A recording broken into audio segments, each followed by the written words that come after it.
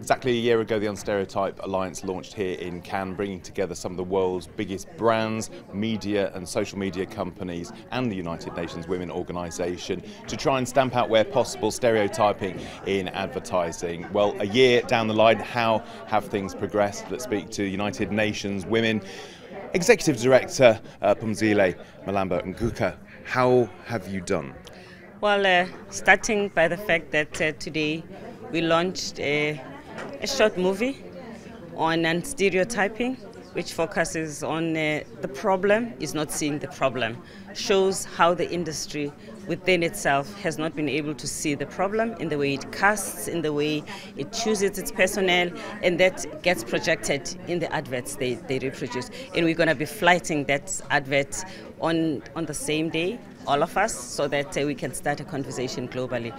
We have been able to adopt terms of reference for everybody. They have been endorsed. So each company will have to produce products and adverts for itself, because that is their core business anyway. But they're also going to be joined up and produce some of the advertising materials together.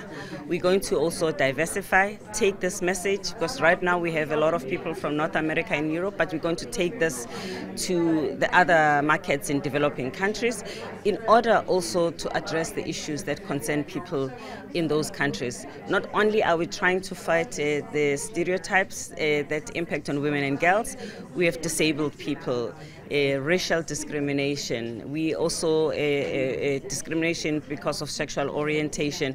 All of those things in the most creative way, the best way these people know how, will be infused in the work. So we have all of that work in the pipeline, and we have increased also the membership.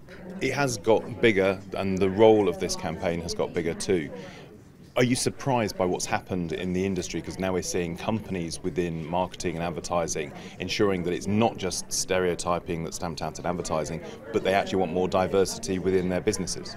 Well, I'm not surprised. I think there's been a lot of pressure, a lot of demand from the members of the public.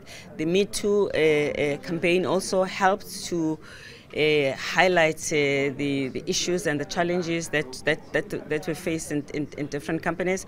The fact that Cannes Lions here has asked all the adjudicators to ensure that gender is a factor in the way in which they judge the different competitions that they have responsibility. So that begins to mainstream the issue. Everybody, before they finalize on what they are taking to Cannes, has to reflect about whether they are addressing this issue adequately.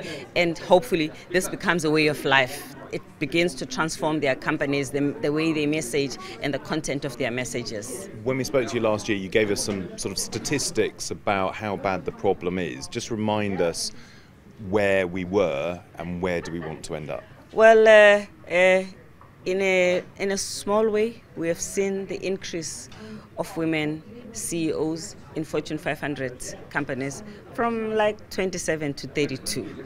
I mean, it's still way below what it needs to be. So I don't even want to celebrate it a lot, but because we don't need baby steps. We really need bold and giant steps, because otherwise we begin to erode even the benefits and the gains that we've made if we're moving too slow. We still have a challenge that if you talk, for instance, about heads of state, there's less than 20 heads of states in the world that are women. And heads of states, we also include the unelected one, such as the Queen of England. So you can imagine how few women are in leadership position. The gender pay gap, it's still at 23% on average globally. In some countries, it is much higher than that. And of course, women are predominantly at the bottom in every industry where pay is low, where in many cases there isn't even a minimum wage. And the prevalence of harassment at the workplace and sexual violence at home as well is still a major problem. We're still at 1 out of 3 women living with violence. So we also hope this campaign will weigh in and try to help us to not just to project the issues, but to provide solutions. You talked about baby footsteps, and we actually need big leaps. How quickly do you think the industry can change? Well, What needs to change? You know, this is the 21st century. It is the social media a period where things can actually change instant. When we meet here next year, and I'm sure you'll be here, I really want to talk about what the industry has done in the world.